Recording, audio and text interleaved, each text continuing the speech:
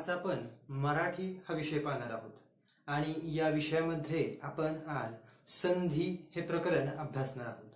मग संधी म्हणजे काय, परीक्षेला यावरील प्रश्न कशा रीतीने विचारले जाऊ शकतात, संधी कशा प्रकारे ओळखायची आणि ते ओळखून संधी कशा प्रकारे करायची, त्याचा विग्रह कशा प्रकारे करायचा, हे सर्व काही आज आपण या ठिकाणी शिकणार आहोत। संधी या प्रकरणामध्ये जे मराठी व्याकरणातील अत्यंत महत्त्वपूर्ण असं हे प्रकरण आहे।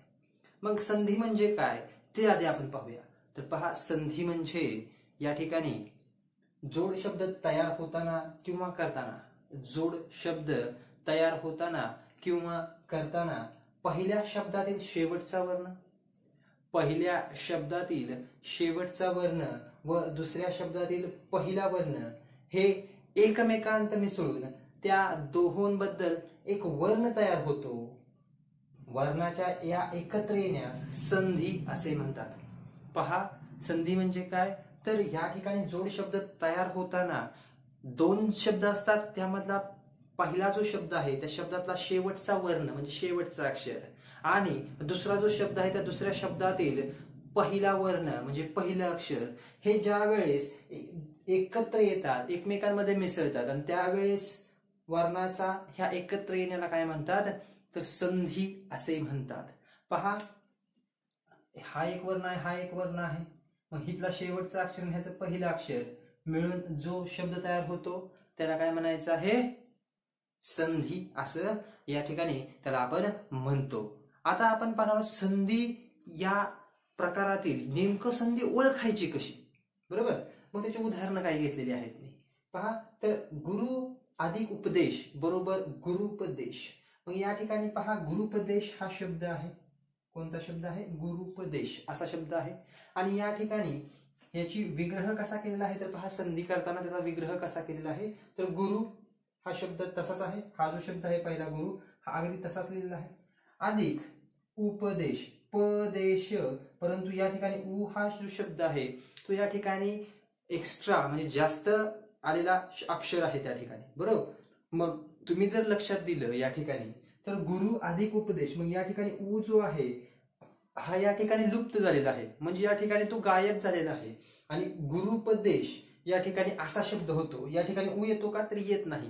म्हणजेच काय याचा अर्थ, या ठिकाणी संधी होताना जे अक्षर असते, एखादा स्वर असेल किंवा व्यंजन असेल ते लुप्त होऊन जातं, परंतु त्याचा उच्चार जो आहे तो त्या ठिकाणी केला जातो। तर पहा, गुरुपदेश, गुरु उ या ठिकाणी येतो रू नंतर, म्हणून या ठिकाणी आपण उ घेतलेला आहे, गुरु पदेश म्हणून उपदेश हा असा शब्द आहे आणि गुरु हा वेगळा शब्द आहे आणि उपदेश हा वेगळा शब्द आहे आणि हे दोन शब्द जर एकत्र आले तर पहा, गुरु आणि उपदेश हे दोन शब्द एकत्र येताना तुम्ही एकत्र जर फास्ट म्हणत गेलात जोरा जोरात, गुरुपदेश गुरुपदेश गुरु उपदेश गुरु उपदेश गुरु उपदेश असं जर म्हणत गेला तर गुरुपदेश हा शब्द तुम्ही म्हणणार शेवट शेवट, बरोबर नाही, म्हणजेच उचा उच्चार काय होतो त्या ठिकाणी लुप्त होतो। म्हणून या ठिकाणी हे दोन शब्द जर म्हणत असाल तुम्ही आणि त्याला एकत्र येत असतील तर त्या ठिकाणी उ हा लुप्त होऊन अशा पद्धतीचा हा शब्द तयार होतो आणि ह्या शब्दाला म्हणतात संधी होणे। ठीक आहे, अशाच प्रकारचा पुढचं उदाहरण आपण या ठिकाणी पाहिलेलं आहे। उदाहरण पहा पुढचं, महा अधिक उत्सव, महा अधिक उत्सव या दोन शब्दांचा मिळून हा महोत्सव असा शब्द तयार होतो। मग पहा, महा हा अधिक उ हो, महा अधिक उ महोत्सव मोहो उ महोत्सव, हा आणि उ यांचा हो होतो या ठिकाणी। पहा, ह्यातलं शेवटचं अक्षर आणि ह्यातलं पहिलं अक्षर, जसं की या ठिकाणी संधी ही जे आपल्याला या ठिकाणी व्याख्या दिलेली आहे त्यामध्ये पहा, जोड शब्द तयार करताना पहिल्या शब्दातील शेवटचा वर्ण, पहिल्या शब्दातील शेवटचा वर्ण हा पहिल्या शब्दातील शेवटचा वर्ण आहे हा, ठीक आहे। त्यानंतर दुसऱ्या शब्दातील पहिला वर्ण, दुसऱ्या शब्दातील पहिला वर्ण कोणता आहे, उ, हे एकमेकांत मिसळून, आता हे जर एकमेकांत मिसळले तर काय तयार होतो, हो तयार होतो। म्हणजे इकडची जी अक्षर असतात ही तशीच राहिलेली आहेत या ठिकाणी, ते दोन शब्द जर एकमेकांत मिसळले तर काय तयार होते या ठिकाणी, महोत्सव। वरती पण पहा, या ठिकाणी रु अधिक उ रु तयार होतो, बरोबर, रु अधिक उ रु तयार होतो, रूपदेश गुरुपदेश, महा अधिक उत्सव महोत्सव। अशा पद्धतीने या ठिकाणी आपल्याला संधी कशी तयार होते हे आता आपण शिकलेलो आहोत की संधी पहिल्या शब्दातील 2 शब्दांपासून संधी तयार होते. पहिल्या शब्दातील शेवटचा वर्ण किंवा अक्षर आणि दुसऱ्या शब्दातील पहिला वर्ण किंवा अक्षर हे ज्यावेळेस एकत्र येतात, एकत्र केलं जातं, त्यावेळेस जो शब्द तयार होतो त्याला संधी असे म्हणतात किंवा यांच्या एकत्र येण्याला संधी असे म्हणतात. आणि हे त्याची उदाहरणं आपण काही पाहिलेली आहेत. मग या संधीचे नेमके प्रकार किती आहेत, बरोबर की नाही? संधी आहे परंतु याचे प्रकार किती आहेत? तर संधीचे एकूण 3 प्रकार आहेत. संधीचे एकूण किती प्रकार आहेत? तर संधीचे एकूण 3 प्रकार आहेत. ते म्हणजे कोणते तर पहा, स्वर संधी हा पहिला प्रकार, दुसरा प्रकार आहे विसर्ग संधी हा दुसरा प्रकार, आणि तिसरा प्रकार आहे स्वर संधी, दुसरा आहे व्यंजन संधी आणि तिसरा आहे विसर्ग संधी. पहा, पहिला स्वर संधी आहे, दुसरा व्यंजन संधी आहे आणि तिसरा विसर्ग संधी आहे. असे 3 प्रकार संधीचे पडतात. स्वर, व्यंजन आणि विसर्ग हे 3 प्रकार संधीचे पडतात, विसरायचं नाही. त्यातलाच पहिला प्रकार आपण पाहणार आहोत, स्वर संधी. हा पहिला प्रकार आपण संधी मधला पहिला प्रकार स्वर संधी हा पाहणार आहोत. तर स्वर संधी म्हणजे पहा, स्वर संधी. स्वर संधी म्हणजे 2 स्वर एकमेकांजवळ आले, 2 स्वर एकमेकांजवळ आले की ते 2 स्वर एकत्र येऊन त्यांचा एक स्वर बनतो, त्याला स्वर संधी असे म्हणतात.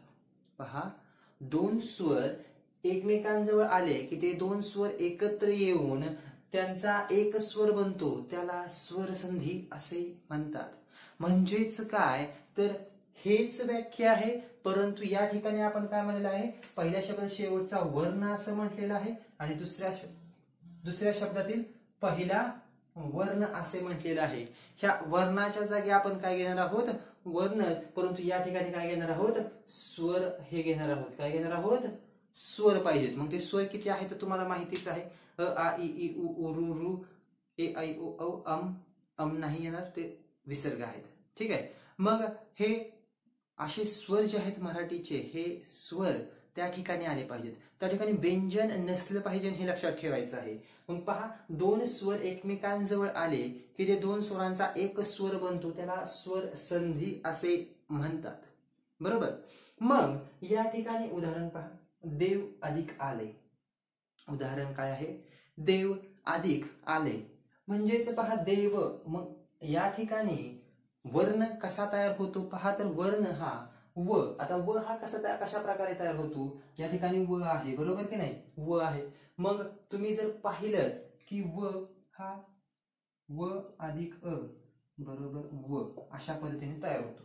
व अधिक अ व म्हणजे अशा पद्धतीने प्रत्येक वर्णामध्ये अ मिसळल्यानंतर ते अक्षर बनतं, बरोबर की नाही. मग या ठिकाणी व आलेला आहे म्हणजेच इथं कोणता स्वर आलेला आहे, तर या ठिकाणी अ हा स्वर आलेला आहे, अ. ठीक आहे. आणि या ठिकाणी पहिला हे अक्षर आहे. मग पहिल्या शब्द आहे, पहिल्या शब्दातील शेवटचं अक्षर पहा, पहिल्या शब्दातील शेवटचं अक्षर व आहे आणि त्याच्यामध्ये स्वर येतो तो अ. त्यानंतर पहा, दुसऱ्या शब्दातील पहिले अक्षर, दुसऱ्या शब्दातील पहिलं अक्षर काय आहे, तर ते आहे आ. दुसऱ्या शब्दातील पहिलं अक्षर आ. पहा, कोणती अक्षर घ्यायची आहेत हे नीट लक्षात ठेवायचं आहे.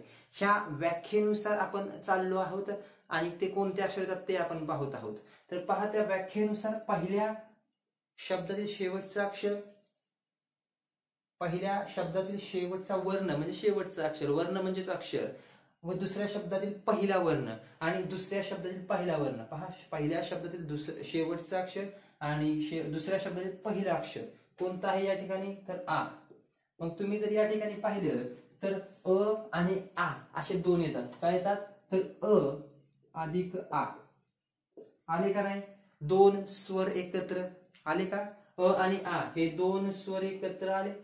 मग ह्या 2 स्वरांचा मिळून एकच स्वर बनतो. पहा, ह्या 2 स्वरांचा मिळून एकच स्वर बनतो आणि तो आहे वा. वा वा का आला या ठिकाणी, तर तुम्ही जर पाहिलं तर व आला नाही, वा आलेला आहे, कारण की या ठिकाणी व अ अधिक आ याच आ होतो, म्हणून देवालय. म्हणून या ठिकाणी देव अधिक आलयचा काय तयार होतो शब्द, देवालय असा शब्द या ठिकाणी तयार होतो. आणि हे झालं पहिलं उदाहरण. आता दुसरं उदाहरण पहा, कवी अधिक ईश्वर, कवी अधिक ईश्वर. मग या ठिकाणी पहिला शब्द कवी आहे, दुसरा शब्द ईश्वर आहे आणि दोघांचा मिळून कवीश्वर असा शब्द तयार झालेला आहे. मग पहिल्या शब्दातील आपला जो नियम आहे, आपली जी व्याख्या आहे संधीची, त्याच व्याख्येनुसार चालायचं आहे. फक्त स्वर संधीमध्ये काय पाहायचं आहे की या ठिकाणी दोन्ही पण स्वरच आले पाहिजेत. ह्या पहिल्या शब्दातील शेवटचं अक्षर स्वर आलं पाहिजे आणि दुसऱ्या शब्दातील पहिलं अक्षर स्वर आलं पाहिजे. मग पहा कवी, वी हा शब्द कसा तयार होतो, व प्लस ई, व अधिक ई दीर्घ ई, कारण की दुसरी वेलांटी आहे म्हणून वी हा शब्द या ठिकाणी तयार होतो. मग तुम्ही जर या ठिकाणी पाहिलं तर या ठिकाणी कोणता स्वर आहे, तर ई हा स्वर आहे. कोणता स्वर आहे, तर या ठिकाणी ई हा स्वर आहे. ई हा मी इथे लिहितो वरती, ई अधिक पुढे कोणता स्वर आहे, ईच आहे, ई अधिक ई. मग काय होणार, दीर्घ ई, दीर्घ ई अधिक दीर्घ ई, दीर्घ ई. ठीक आहे. मग या ठिकाणी ई ई कवी आले का, कवी, कवीश्वर, कवी अधिक ईश्वर, कवीश्वर असा शब्द तयार होतो. म्हणजे या ठिकाणी आपल्याला काय पाहायचं आहे, तर पहिल्या शब्दातील शेवटचं अक्षर आणि दुसऱ्या शब्दातील पहिलं अक्षर म्हणजेच वर्ण हे आपल्याला पाहायचे आहे. आणि त्या ठिकाणी दोन्ही ठिकाणी जर स्वर येत असतील तर ती स्वरसंधी असते, हे विसरायचं नाही. ठीक आहे. आता आपण पाहणार आहोत संधी मधील दुसरा प्रकार, तो आहे व्यंजन संधी. तो आता आपण पाहणार आहोत. पहा व्यंजन संधी म्हणजे काय, तर या ठिकाणी जवळजवळ येणाऱ्या वर्णांपैकी दोन्ही वर्ण व्यंजने किंवा दुसरा वर्ण स्वर असल्यास व्यंजन संधीमध्ये पहा काय सांगितलेलं आहे, दोन्ही जवळजवळ येणारे म्हणजे अशा पद्धतीने जवळजवळ येतात की नाही हे आपण पाहिलं. ते जवळजवळ येणारे म्हणजे पहिल्या शब्दातील शेवटचं अक्षर आणि दुसऱ्या शब्दातील पहिलं अक्षर हे जवळजवळ येणारे वर्ण आहेत, ज्यांच्या एकत्र संयोगाने तो शब्द तयार होतो, ती जवळजवळ येणारे अक्षर.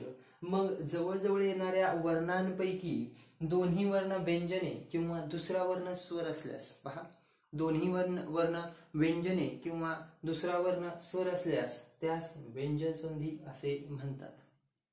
त्यास काय म्हणतात, त्यास व्यंजन संधी असे म्हणतात. म्हणजे पहा की जवळजवळ येणारे दोन्ही वर्ण व्यंजने, म्हणजे मी पहा इथे लिहितो व्यंजने म्हणजे व्यंजन अधिक व्यंजन बरोबर व्यंजन संधी. त्यानंतर पहा काय म्हणलेलं आहे, दुसरा वर्ण स्वर असल्यास, दुसरा वर्ण स्वर आल्यास म्हणजे व्यंजन अधिक स्वर इज इक्वल टू व्यंजन संधी. म्हणजे अशा प्रकारे जर असेल, या ठिकाणी पहिल्या शब्दातील दुसरा व शेवटचा अक्षर आणि दुसऱ्या शब्दातील पहिलं अक्षर व्यंजन असेल तर व्यंजन संधी होते. पहिल्या शब्दातील शेवटचं अक्षर व्यंजन आणि दुसऱ्या शब्दातील पहिलं अक्षर स्वर असेल तरी सुद्धा व्यंजन संधी होते. म्हणजे आपण एक सूत्र तयार केलेलं आहे, व्यंजन प्लस व्यंजन इज इक्वल टू व्यंजन संधी, व्यंजन प्लस स्वर इज इक्वल टू व्यंजन संधी. मग इथं पहा की व्यंजन संधी कशी आहे, सद अधिक मान सन्मान. मग सन्मान हा शब्द कशा रीतीने तयार होतो, पहा की सत अधिक मान. मग तुम्ही माझे स त आलेला आहे म्हणजे इथं अ आलेला आहे, इथं मा आलेला आहे, मा म्हणजे आलेला आहे, बरोबर की नाही.